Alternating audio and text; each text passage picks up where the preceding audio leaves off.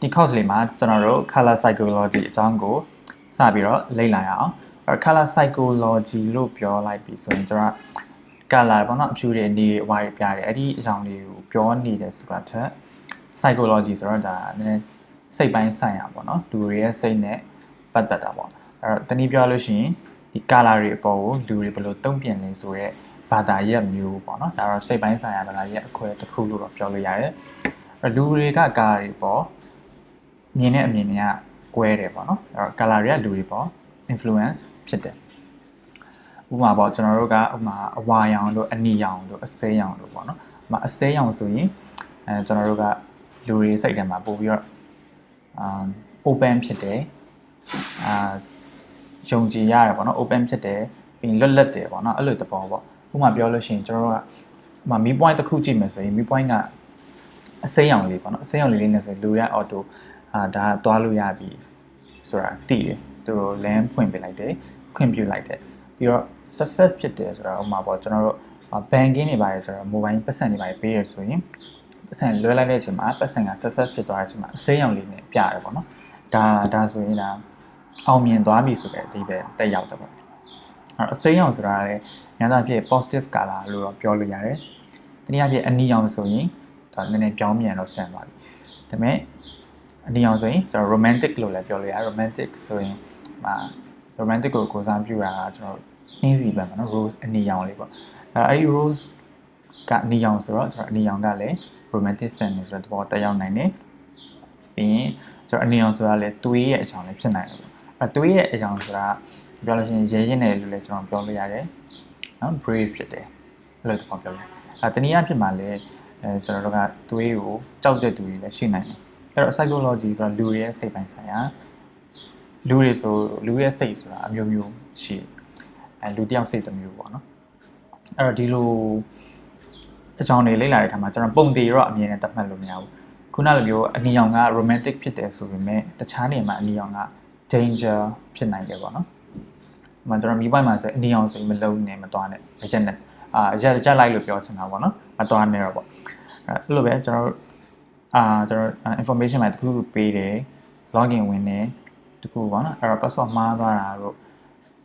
တခုလွဲချော့နေတာလို့ဆိုရင်အနီရောင်နဲ့ message ပြတာမျိုးပေါ့။အဲ့လိုမျိုးဆိုရင် feeling ကတိတ်မကောင်းဘူးနော်။အရာတာမကောင်းတာတွေဆိုရင်ကျွန်တော်အနီရောင်နဲ့ပြတာများတော့မှအန်ဒီရရှိသည်ပိုအားတစ်ထောင်အချိုးကောင်းကြီးအနီရောင်နဲ့ပြတာအဲ့ဒါဆိုရင်ဒါ dangerous ဖြစ်သွားပြီပေါ့နော်အဲ့တော့ဒါလည်း psychology ရဲ့အပိုင်းပဲကျွန်တော် Windows tab တွေမှာဆိုရင်အနီရောင်လေးအမားတွေပေါ့နော်အမားတွေရနှိမ့်မယ်ဆိုအနီရောင်လေးပေါ်တယ်ပေါ့အဲ့ဒီအနီရောင်ကလည်း close ဖြစ်တယ်အဲ့တော့ပြတ်သွားတယ်ပျောက်သွားတယ်ဆိုရင်လူရဲ့စိတ်ထဲမှာအဲ့လိုမျိုး feeling ကိုတိတ်မကြိုက်ဘူးအဲ့တော့ဒါ associate နည်းနည်းပေါ့နော်နည်းနည်း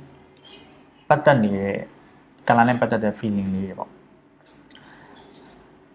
အဲ့လူရဲ့အကြောင်းလူရဲ့စိတ်ကိုလေ့လာတဲ့အတွက်ကျွန်တော်ကဒီ color ဆိုပြီးတော့ဖြူရည်နီတွေပြောနေရတယ်မဟုတ်ဘဲနဲ့ color ပေါ့လူတွေဘယ်လိုတုံ့ပြန်နေဆိုတဲ့ဟာကိုလေ့လာရတဲ့အပိုင်းဆိုတာကျွန်တော်သိထားဖို့လိုတယ်အဲ့ color psychology ကိုကျွန်တော်စကြည့်လိုက်အောင် Okay ဒါတော့ဒီပြထားတဲ့ပုံလေးကကျွန်တော်အခုလက်ရှိလူသိများတဲ့ logo လေးတွေကိုအကြောင်းလေးနဲ့ခွဲပြထားတာပေါ့နော်အဲ့တော့များသောအားဖြင့်ကျွန်တော်အဖြူအမဲဆိုရင် luxury center လို့ပါလို့မှာတုံးတယ် natural ဖြစ်တယ်ပေါ့ခေါင်းမှာအတွေ့အများဆုံးအမဲအောင်အတုံးများဆုံး industry ကတော့ကျွန်တော် fashion industry ပဲအဲ့တော့ fashion brand တော်တော်များကြည့်မယ်ဆိုတော့သူတို့ကလောကအဖြူအမဲပေါ့နော်အဖြူအမဲပေါ့အဖြူ background ပေါ်မှာအမဲနဲ့ logo တွေလောက်ထားတာများတယ်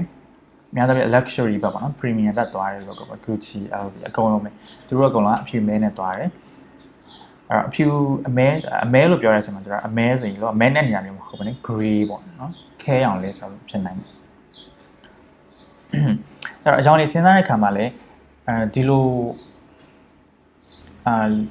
ကုမ္ပဏီဆိုရင်ဒီလိုပစ္စည်းဆိုရင်ဒီလိုအကြောင်းသုံးဆိုပြီးကျွန်တော်အမြဲတမ်းပုံတင်မှတ်လို့မရဘူးသူ့ရဲ့ culture ဒီကုမ္ပဏီရှိမဲ့နိုင်ငံရဲ့လူရဲ့ culture ပြီး brand name ဒီကုမ္ပဏီရဲ့နာမည်နဲ့ရောကိုသုံးမဲ့အကြောင်းတွေရောလိုက်လာအဲ့လိုမျိုးတွေစဉ်းစားရတာပေါ့နော်အခုလက်ရှိကျွန်တော်တွေ့ရများတာကျတော့ yellow orange red pink pink နဲ့ purple နဲ့ကတော့နည်းနည်းတော့ဆင်နိုင်တယ်ပြီး blue ပေါ့အခုလက်ရှိကမ္ဘာပေါ်မှာအများဆုံးအသုံးပြုတဲ့ logo တွေမှာအသုံးပြုတဲ့အကြောင်းတော့ blue ပဲကျွန်တော် research တွေမှာဆိုရင်75%ပါနော်80နီးပါးလောက်ရှိတယ်လို့ပြောတယ်ကမ္ဘာမှာရှိတဲ့ logo ပဲ80%ကအပြအောင်လို့ကျွန်တော်ပြောလိုက်ရတယ်အဲ့တော့ဒီခုနလိုမျိုးပဲအကြောင်းတွေကပုံတည်မှတ်လို့မရဘူးဆိုရင်လည်းများသောအားဖြင့်ကျွန်တော် overall ကိုလေ့လာမှဖြစ်တဲ့အတွက်များသောအားဖြင့်ဒီအကြောင်းကဒီလိုမျိုး feeling ပေးနိုင်တယ်ဆိုတာလေးကိုကျွန်တော်ဆက်ပြီးတော့ကြည့်အောင် okay yellow ဆိုတာကအဝါရောင်သူက positive energy ပေါ့ positive ဖြစ်တယ် high energy ဖြစ်တယ်ဘာလို့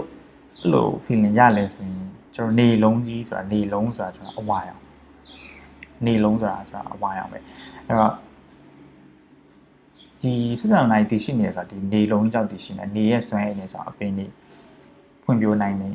နော်အဲ့လိုမျိုးအဲ့တော့ယာတိပထဝီ level ပေါ့ယာတိတွေ level ပေါ့နေရတော့အဓိကကြာအဲ့တော့ဒီလို energy source အကြီးဆုံးကြီးอ่ะကျွန်တော်ဒါပေးရ feeling က high energy ပဲ high energy အဲ့လိုမျိုးပြောချင်တာ positive ဖြစ်တယ်ပြီးရင်ပျော်ရွှင်တာတို့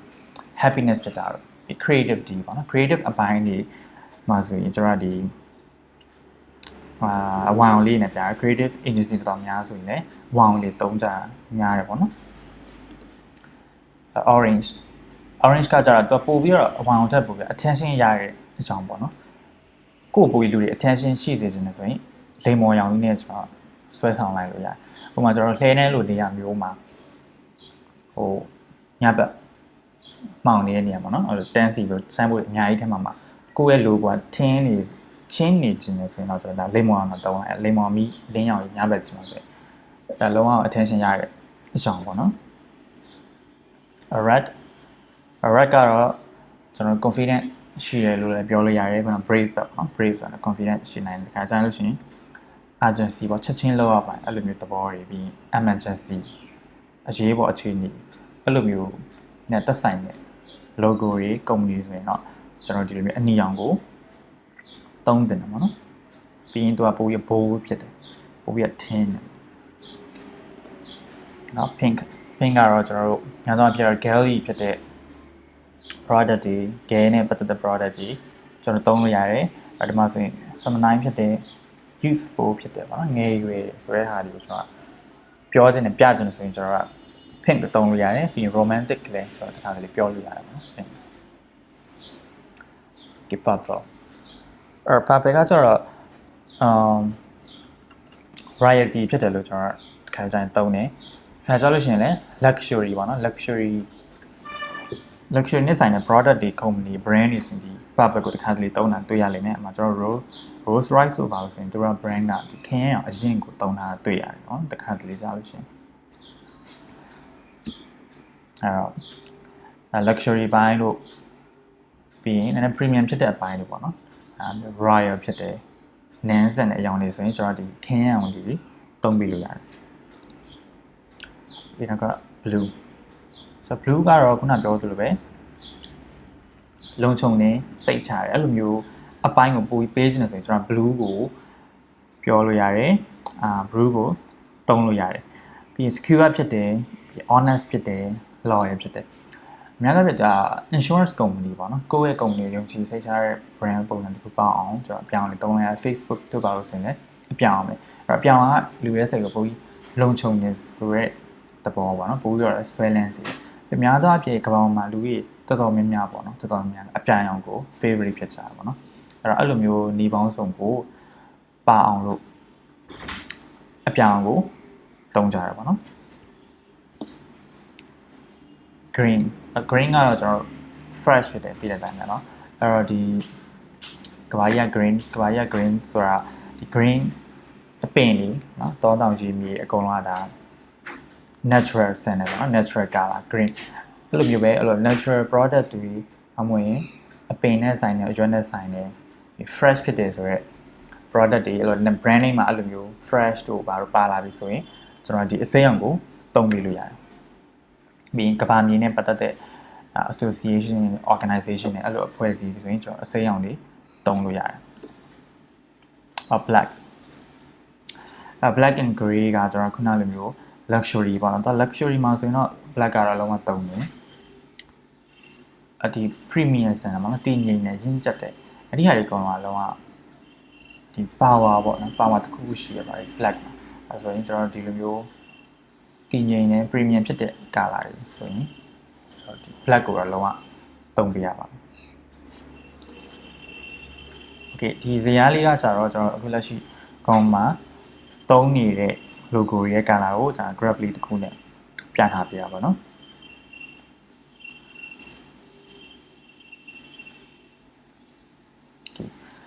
ဒါလည်းဆိုတော့ဒီ industry ရဲ့သုံးထားတဲ့ logo တွေရဲ့ color တွေကို graph နဲ့ပေါ့နော် research လုပ်ထားတဲ့ graph ပြန်ပြပြထားတယ်ဒီမှာကြည့်မှဆိုရင်ဒီ graph လေးကို logo ဆွဲပြီးဆိုရင်ဒါသုံးပြလို့ရတာပေါ့နော်ကျွန်တော် screenshot လေးပဲဖြစ်ဖြစ်အမှန်မှတ်ထားပါဒါလေးကတော့ဥပမာကိုက entertainment အတွက် logo ဆွဲရမှာဆိုရင် entertainment အတွက်အသုံးများဆိုတာဒါလေးပေါ့နော်အဲ့လိုမျိုးလေးကြည့်လို့ရတယ်ကိုကတော့အမြဲတမ်းပုံသေးတော့မမှတ်ထားသင့်ဘူးပေါ့နော်ကိုရဲ့ brand name brand ရဲ့ feeling အဲ့နဲ့သက်ဆိုင်ဆုံး color ကိုကျွန်တော်ကပေးတင်တယ်ဒါ color psychology ရဲ့အကြောင်းပဲcolor psychology ဆိုတာကကျွန်တော်တို့ brand name ရွေးတက်လို့ပဲ color brand color ရွေးပြရတဲ့အပိုင်းပေါ့နော်အဲ့ဒီဟာလည်းအရေးကြီးတယ်ကျွန်တော် marketing science လို့ပညာရပ်ဒီမှာဆိုရင်